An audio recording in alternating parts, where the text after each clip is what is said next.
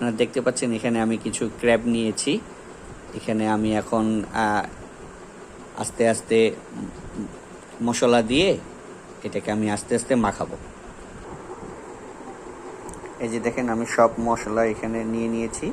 এই মশলাগুলো আমি এখন এটাকে মাখিয়ে সুন্দর করে এটা ফ্রিজে করে রেখে দেব। তারপর এটা সারা রাত এই মশলাগুলো এটাতে ভিজে আপনার হয়ে থাকবে। তারপরে আমি আগামীকাল এটা সকালে দিনের বেলা এটা বারবিকিউ করব।